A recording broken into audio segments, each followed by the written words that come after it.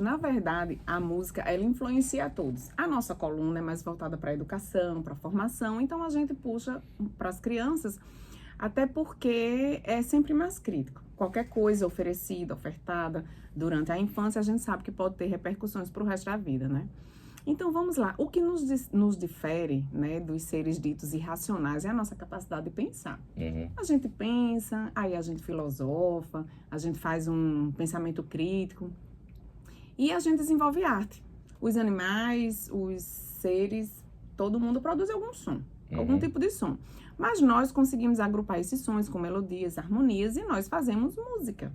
E aí você já reparou que quando algo é muito bom, a gente é bom de ouvir ou de ver, a gente diz que parece música aos ouvidos, né? Geralmente quando você ouve alguma coisa, uma notícia que você gosta e faz, nossa, parece música aos meus ouvidos.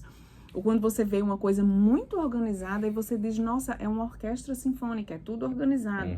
Até porque os meus amigos músicos aí, me perdoem se eu errar, mas uma orquestra, por exemplo, cada coisa é no seu lugar, assim. Eu acho que bem na frente são as violas, do lado esquerdo os violinos, direito violoncelo, no meio são duas divisões de metal, alguns metais que eu não vou saber explicar quais na frente, outros mais atrás, e lá atrás tem a percussão. O maestro fica numa posição, né, estratégica e ele vai se comunicando e a gente vai fazendo o som, aquele som vai saindo. Então, quando você vê algo muito bem organizado, você chega a dizer que parece uma orquestra sinfônica. E você já deve ter percebido também, sempre, quem está nos ouvindo, a música, ela muda o ambiente. A música muda o seu estado emocional. Tem música que você ouve e você tem vontade de dançar. Por mais que você não saiba, você tem vontade de dançar, você tem vontade de se mexer, de se levantar. Outras músicas você tem vontade de chorar. Às vezes você não está entendendo a letra, é uma língua que você não é sua língua mãe, você não conhece, mas te desperta uma vontade de chorar, porque o que está despertando em você não é necessariamente a letra. A música, ela tem letra, ela tem ritmo, ela tem frequência, e isso vai impactar respectivamente no seu cognitivo, na sua alma e no seu espírito.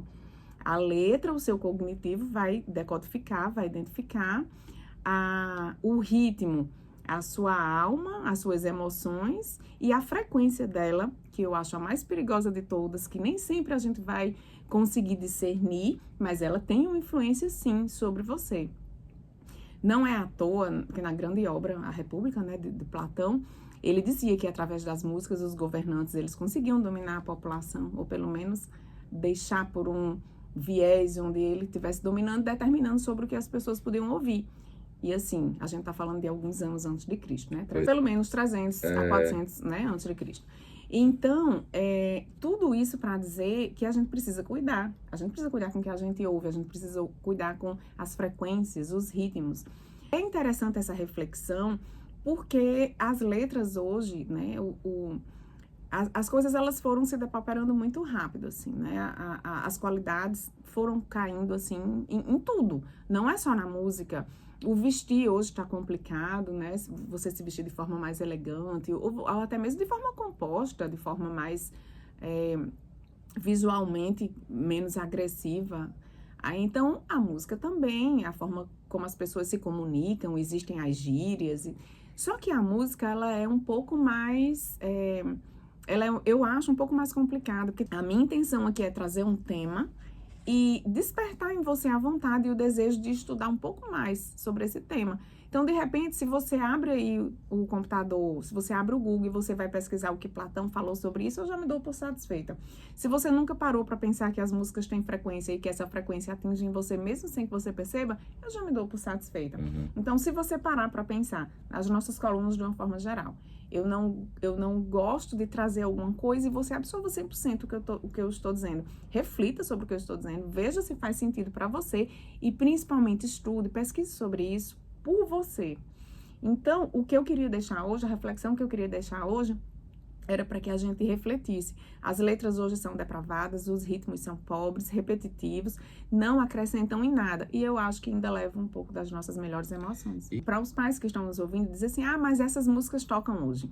Eu não posso fazer nada com relação a isso. É o que meu filho escuta em todos os lugares.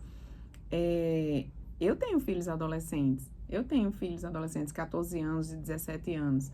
E eu lembro que teve uma época no São João da escola, e a professora perguntou, eu posso colocar o seu filho como central na apresentação do São João? Porque ele é o único que conhece as músicas de Luiz Gonzaga, é o seu filho.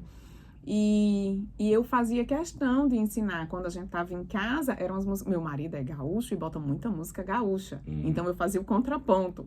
E eu dizia, então tá, então você também vai aprender sobre a cultura daqui, são essas músicas que a gente vai ouvir. Então em casa, ele não ouvia as músicas que rotineiramente se ouve por aí. Quando a gente entrava no carro, eu fazia questão, eu não ligava o rádio, até que ele pudesse estabelecer. Hoje, com 17, quase 18 anos, ele estabeleceu ali um gosto musical. Algumas coisas ele aprendeu em casa, outras fora, mas eu posso dizer que não fugiu muito daquilo que ele já escutava em casa.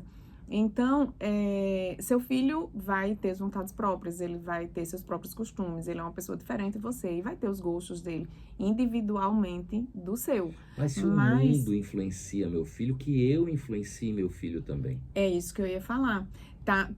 Eu falo muito que hoje em dia o mundo inteiro, a criação dos filhos hoje é tudo muito injusto com a mãe. Porque a mãe, ela não tá sozinha, tem um celular, tem o amigo, tem alguém ali que vai... E ele entra no quarto, pega o celular dele e o mundo inteiro tá ali com ele. E aí todas as músicas, todas as ofertas. Mas a gente pode sim fazer um trabalho insistente. Eu vou contar um breve relato de uma amiga que gostava muito de ouvir algumas músicas sertanejas há alguns anos atrás.